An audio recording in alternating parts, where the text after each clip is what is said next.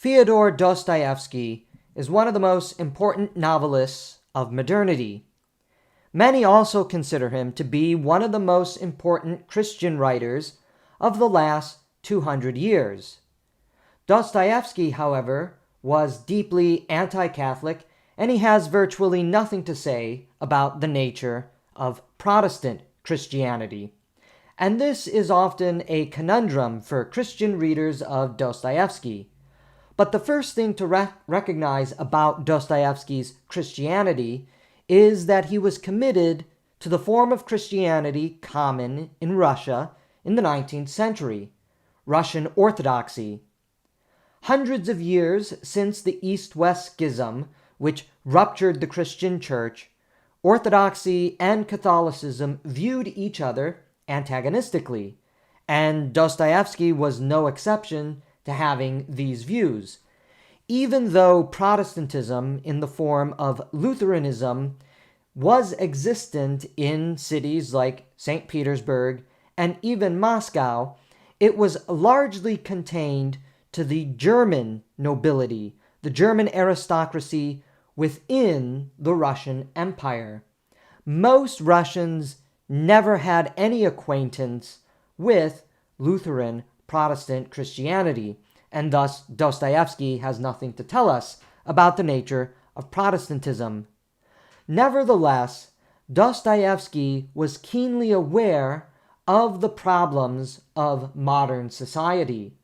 While his novels give concern for the ills of Russia, his native country, those problems transcended particular culture and society.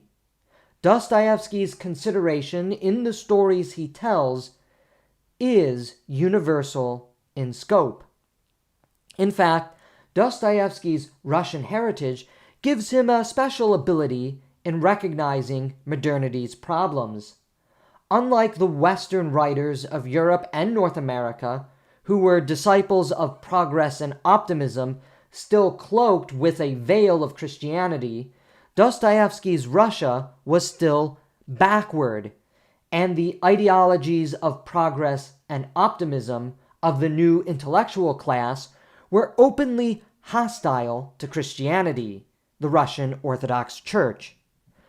Dostoevsky recognized the nihilist crisis about to overwhelm humanity in the 20th century. Nihilism is not the mere absence of all values, as most ignorant people claim, the belief in just the meaninglessness of life. Nihilism is far more than just that. While nihilism does assert that there is no inherent or intrinsic meaning to life, it takes from this starting point the radical idea that all values are therefore created by humans for their own benefit. Note what nihilism actually does. In asserting that there is no intrinsic meaning to life, it does not state that humans do not live by values. On the contrary, the nihilist recognizes that human beings do live by values. What the nihilist asserts is that those values are merely created by individuals, created by institutions, created by society to give meaning to life where there is no intrinsic meaning to be found. Thus, the nihilist revolution is really about creating a new system of values to live by, and through those values, a new world to create. Raskolnikov, arguably Dostoevsky's most famous character, dreams the nihilist fantasy. In Crime and Punishment, he is introduced as one of the new intellectuals. He is a university student. He is steeped in reading and learning. He believes himself to be a destined great man, an agent of change and progress. He commits 2 gruesome murders on behalf of the common good and lies to himself that his murderous actions were done to benefit the suffering masses. As we know, Raskolnikov suffers for his crime. he is not strong enough to overcome the murders which make him sick. The nihilist hero he had envisioned himself to be is revealed to be a farcical unreality. To be the nihilist Superman is impossible, and it entails violation of the most sacred law, the law of life. And here Dostoevsky is asserting something contrary to the nihilists. There is a sacred law, a natural law, a meaningful law which governs life. That is life itself, something that Raskolnikov breaks, that he violates, that he tears asunder. Sonia, by contrast, is the embodiment of holy wisdom and holy love in comparison to Raskolnikov's human folly. Her very name invokes and evokes that idea of holy love and holy wisdom. She is not far removed from Hagia Sophia, holy wisdom. And in Sonia, Dostoevsky is also asserting something more than just the natural law of life, which Raskolnikov violated. He is asserting that there are additional realities which govern the cosmos, which govern life. Wisdom and love. Wisdom and love combined together and reflected in the person of Sonia. Sonia suffers with and for Raskolnikov. She also acts as the presence of God and divine forgiveness when Raskolnikov confesses to her why he murdered. As he says, "I simply killed. I killed for myself alone." Even though Raskolnikov confesses his murder, the fact that another has also confessed means he only serves 8 years imprisoned in Siberia. If we recall in reading Crime and Punishment, there's that scene when a madman confesses the murder that we know Raskolnikov to be guilty of. However, Sonia is by his side every step of the way. She follows him to Siberia. Initially cold and off-putting, Raskolnikov comes to accept her presence, the presence of holy wisdom and holy love. Sonia's suffering love for Raskolnikov heals him. When released, she is there for him, and Raskolnikov experiences regeneration, healing.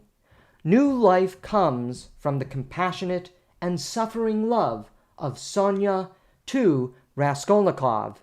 And here one should be able to see crystal clear the Christian theology embedded within Crime and Punishment. There are at least 3 intrinsic realities to life and the world: the sacred law of life itself, and the laws of wisdom and love, which we are all called to embody. Prince Mishkin, the main character of The Idiot, is another of Dostoevsky's greatest characters. A prince of the aristocracy, he embodies the trope of the holy and compassionate fool, a man aloof of society's problems. Unlike the other aristocrats in The Idiot, who are sinners and criminals, Mishkin stands apart from them in his foolish goodness. His love, his kindness, and goodness is foolishness to the fallen world. In fact, in their presence, they casually acknowledge their crimes and their sins. Confession is always available to the soul in the most mysterious of ways. While The Idiot takes an anti-Catholic tone through the various characters who embrace Catholicism, Dostoevsky's implicit message here is that moral and spiritual corruption has led people away from the genuine theology of Christianity, which is premised upon love, kindness, and compassion. As Christianity has failed in its moral and spiritual mission in The Idiot, embodied by the Catholic Church, the disillusioned people have turned to atheism, socialism, and radicalism in its place. This is also implicitly true, Dostoevsky is telling us, of Russian Orthodoxy. the Russian Orthodox Church, in its association and affiliation with just politics, rather than inculcating that spirit of tenderness, compassion, and mercy to others, has also failed the Russian people. This is, of course, an embrace of idolatry, socialism, radicalism, atheism, politics as salvation, but Dostoevsky is trying to claim, and he's trying to tell us here, that when we turn to these false constructions, when we turn to these false hopes, that is all we have. False hope. We are left without the real meaning of life, which is love.